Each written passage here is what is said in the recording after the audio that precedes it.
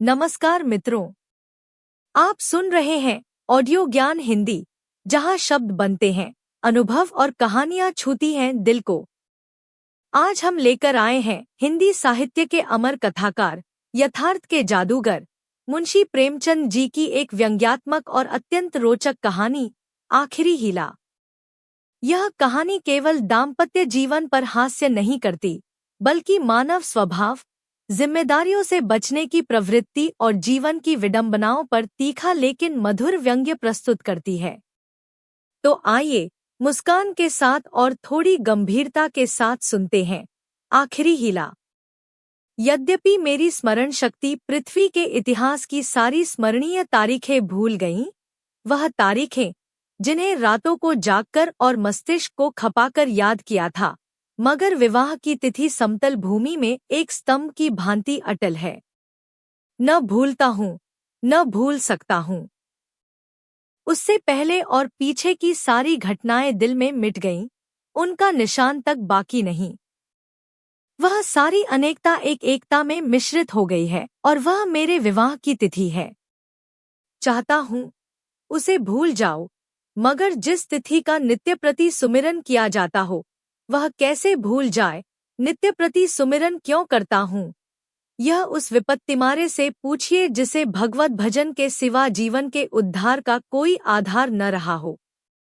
लेकिन क्या मैं वैवाहिक जीवन से इसलिए भागता हूँ कि मुझ में रसिकता का अभाव है और मैं कोमल वर्ग की मोहनी शक्ति से निर्लिप्त हूँ और अनासक्ति का पद प्राप्त कर चुका हूँ। क्या मैं नहीं चाहता हूँ कि जब मैं सैर करने निकलूं तो हृदयेश्वरी भी मेरे साथ विराजमान हो। विलास वस्तुओं की दुकानों पर उनके साथ जाकर थोड़ी देर के लिए रसमय आग्रह का आनंद उठाऊं। मैं उस गर्व और आनंद और महत्व का अनुभव कर सकता हूँ जो मेरे अन्य भाइयों की भांति मेरे हृदय में भी आंदोलित होगा, लेकिन मेरे भाग्य में वह खुशियाँ, वह रंगरेलियाँ नहीं है, क्योंकि चित्र का दूसरा पक्ष भी तो देखता हूँ। एक पक्ष जितना ही मोहक और आकर्षक है, दूसरा उतना ही हृदय विदारक और भयंकर। शाम हुई और आप बदनसीब बच्चे को गोद में लिए तेल या ईंधन की दुकान पर खड़े हैं।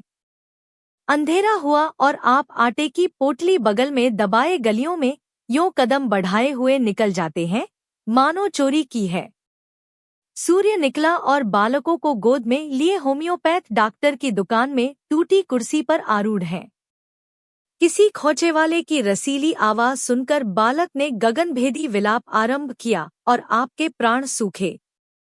ऐसे बापों को भी देखा है जो दफ्तर से लौटते हुए पैसे दो पैसे की मूंगफली या रेवड़ियां लेकर लज्जास्पद शीघ्रता के साथ मुंह में रखते चले जाते हैं कि घर पहुंचते पहुंचते बालकों के आक्रमण से पहले ही यह पदार्थ समाप्त हो जाए। कितना निराशाजनक होता है यह दृश्य जब देखता हूँ कि मेले में बच्चा किसी खिलौने की दुकान के सामने मचल रहा है और पिता महोदय ऋषियों की सी विद्वता के साथ उनकी क्षणभंगुरता का राग अलाप रहे हैं। चित्र का पहला रुख तो मेरे लिए एक मदन स्वप्न है, दूसरा रुख एक भयंकर सत्य।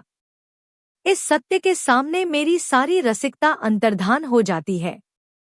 मेरी सारी मौलिकता, सारी रचनाशीलता इसी दाम्पत्य के फंदों से बचने में प्रयुक्त हुई है। जानता हूँ कि जाल के नीचे जाना है, मगर जाल जितना ही रंगीन और ग्राहक है, दाना उतना ही घातक और विषैला। इस जाल में पक्षियों को तड़पते और फड़फड़ाते देखता हूँ और फिर भी जाल पर जा बैठता हूँ। लेकिन इधर कुछ दिनों से श्रीमती जी ने अविश्रांत रूप से आग्रह करना शुरू किया है कि मुझे बुला लो। पहले जब छुट्टियों में जाता था तो मेरा केवल कहाँ चलोगी कह देना उनकी चित्तशांति के लिए काफी होता था। फिर मैंने झंझट है कहकर उन्हें तसल्ली देनी शुरू की। इसके बाद गृहस्थ जीवन की असुविधाओं से डराया, किंतु अब कुछ दिनों से उनका अविश्वास बढ़ता जाता है। अब मैंने छुट्टियों में भी उनके आग्रह के भय से घर जाना बंद कर दिया है कि कहीं वह मेरे साथ न चल खड़ी हों, और नाना प्रकार के बहानों से उन्हें आशंकित करता रहता हूँ। मेरा पहला बहाना पत्र संपादकों के जीवन की कहानियों के विषय में था। कभी 12 बजे रात को सोना नसीब होता है, कभी रात जगा करना पड़ जाता है। सारे दिन गली-गली ठोकरें खानी पड़ती है। इस पर तुर्रा यह है कि हमेशा सिर पर नंगी तलवार लटकती रहती है। न जाने कब गिरफ्तार हो जाओ, कब जमानत तलब हो जाए।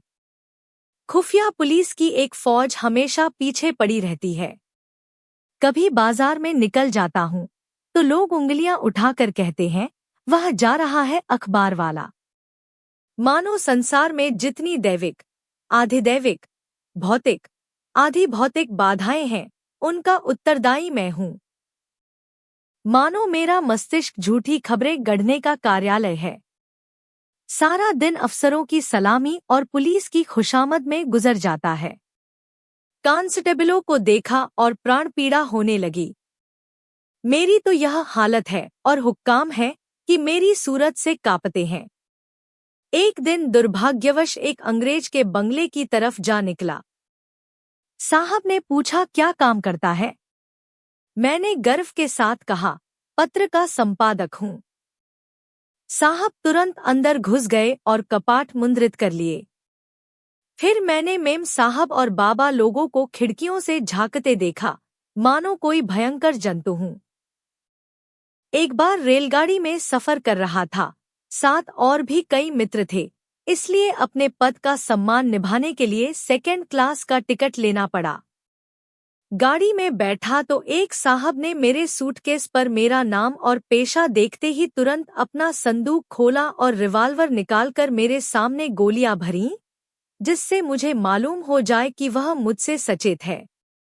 मैंने देवी जी से अपनी आर्थिक कठिनाइयों की कभी चर्चा नहीं की, क्योंकि मैं रमणियों के सामने यह जिक्र करना अपनी मर्यादा के विरुद्ध समझता हूँ। हालांकि मैं वह चर्चा करता तो देवी जी की दया का अवश्य पात्र बन जाता। मुझे विश्वास था कि श्रीमती जी फिर यहाँ आने का नाम न लेंगी, मगर यह मेरा भ्रम था। उनके आग्रह पूर्ववत होते रहे। तब मैंने दूसरा बहाना सोचा। शहर बीमारियों के अड्डे हैं। हर एक खाने पीने की चीज में विष की शंका। दूध में विष, घी में विष, फलों में विष, शाक भाजी में विष, हवा में विष, पानी में विष। यह मनुष्य का जीवन पानी की लकीर है, जिसे आज देखो वह कल गायब। अच्छे खासे बैठे हैं, हृदय की गति बंद हो गई। घर से सैर को निकले, मोटर से टकराकर सुरपुर की राह ली। अगर कोई शाम को सांगोपांग घर आ जाए तो उसे भाग्यवान समझो। मच्छर की आवाज कान में आई, दिल बैठा, मक्खी नजर आई और हाथ पांव फूले। चूहा बिल से निकला और जान निकल गई। जिधर देखिए यमराज की अमलदारी है।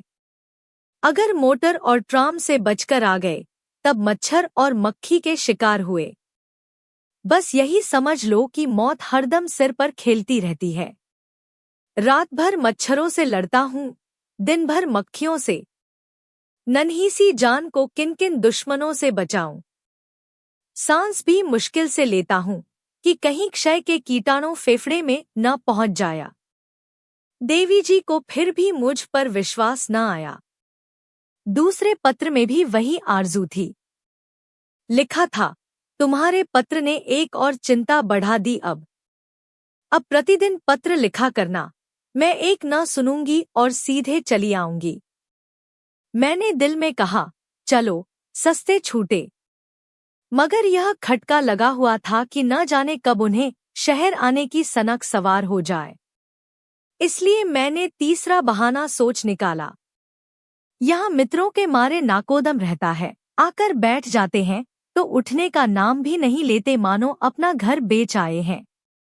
अगर घर से टल जाओ तो आकर बेधड़क कमरे में बैठ जाते हैं और नौकर से जो चीज चाहते हैं उधार मंगवा लेते हैं। देना मुझे पड़ता है। कुछ लोग तो हफ्तों पड़े रहते हैं, टलने का नाम ही नहीं लेते।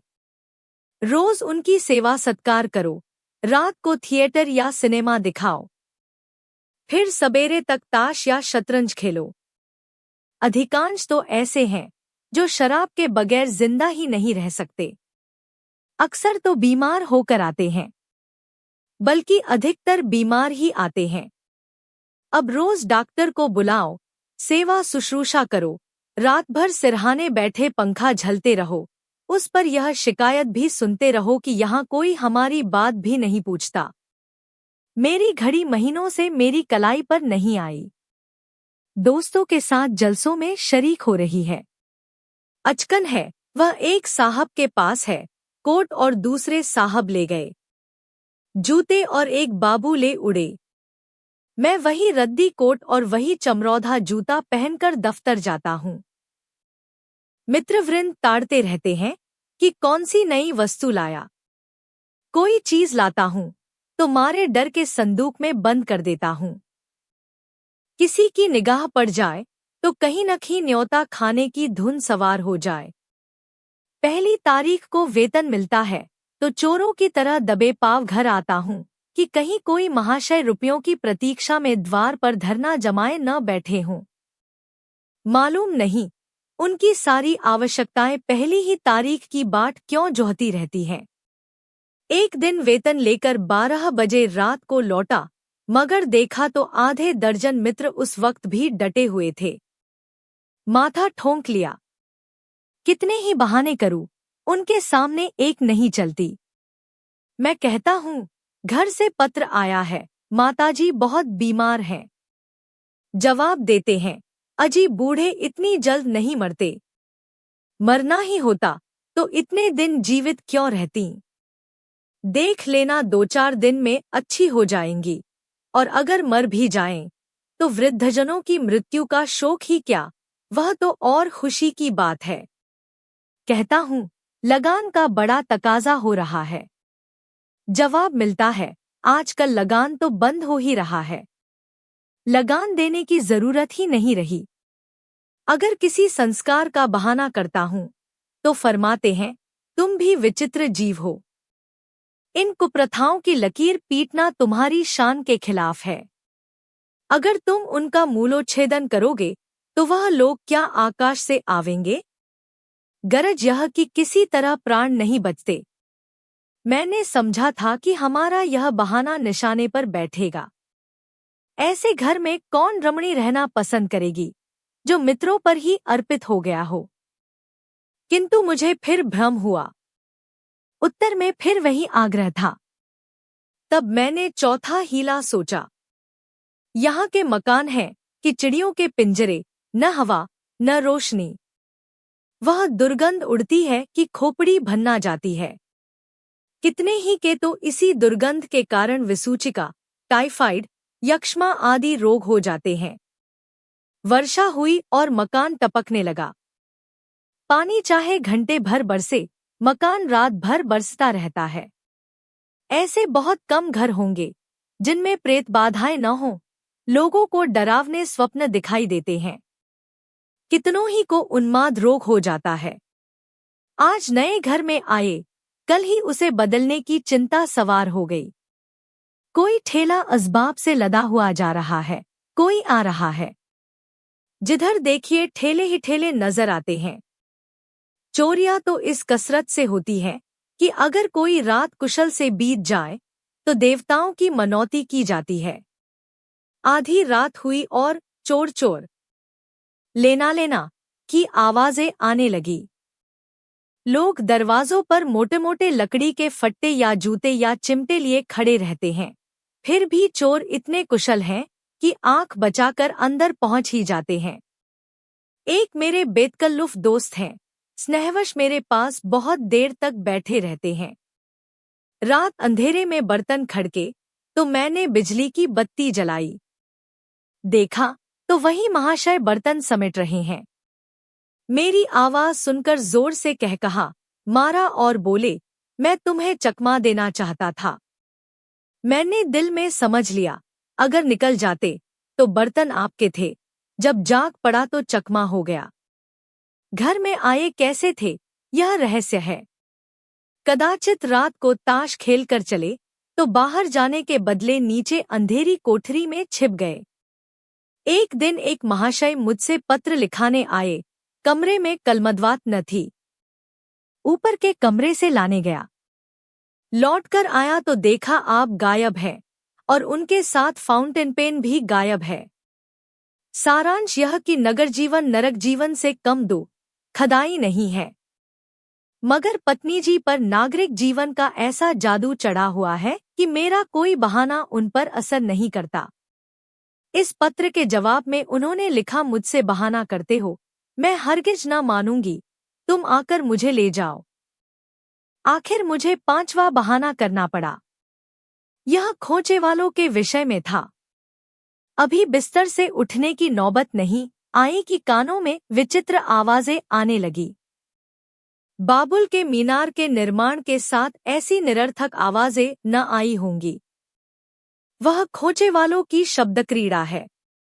उचित तो यह था, यह खोचे वाले ढोल मंजीरे के साथ लोगों को अपनी चीजों की ओर आकर्षित करते, मगर इन औंधी अक्ल वालों को यह कहाँ सूझती है। ऐसे पैशाचिक स्वर निकालते हैं कि सुनने वालों के रोए खड़े हो जाते हैं। बच्चे माँ की गोद में चिमट जाते हैं। मैं भी रात को अक्सर चौंक पड़ता हूँ। एक दिन तो मेरे पड़ोस में एक दुर्घटना हो गई। 11 बजे थे। कोई महिला बच्चे को दूध पिलाने उठी थी। एकाएक जो किसी खोचे वाले की भयंकर ध्वनि कानों में आई तो चीख मारकर चिल्ला उठी और फिर बेहोश हो गई। महीनों की दवादारू के बाद अच्छी हुई और अब रात को कानों में रुई डालकर सोती है। ऐसे कृत्य नगरों में नित्य होते रहते हैं। मेरे ही मित्रों में कई ऐसे हैं जो अपनी स्त्रियों को घर से लाए, मगर बेचारियां दूसरे ही दिन इन आवाजों से भयभीत होकर लौट गईं। श्रीमती जी ने इसके जवाब में लिखा, तुम समझते हो, मैं खोचे वालों की आवाजों से डर जाऊंगी। यहाँ गीदड़ों का होवाना और उल्लुओं का चीखना सुनकर तो डरती नहीं, खोचे वालों से क्या डरूंगी। अंत में मुझे एक ऐसा बहाना सूझा जिसकी सफलता का मुझे पूरा विश्वास था। यद्यपि इसमें कुछ बदनामी थी, लेकिन बदनामी से मैं इतना नहीं डरता जितना उस विपत्ति से। फिर मैंने लिखा, शहर शरीफजादियों के रहने की जगह नहीं। यहाँ की महरिया इतनी कटुभाषणी है कि बातों का जवाब गालियों से देती हैं, और उनके बनावस्वार का क्या पूछना। भले घर की स्त्रियां तो उनके ठाठ देखकर ही शर्म से पानी पानी हो जाती हैं। सिर से पांव तक सोने से लदी हुई सामने से निकल जाती है तो ऐसा मालूम होता है कि सुगंधी की लपट निकल गई। गृहिणियां ये ठाठ कहाँ से लाएं? उन्हें तो और भी सैकड़ों चिंताएं हैं। इन महरियों को तो बनाव सिंगार के सिवा दूसरा काम ही नहीं। नित्य नई सजधाज, नित्य नई अदा और चंचल तो इस गजब की है, मानो अंगों में रक्त की जगह पारा भर दिया हो।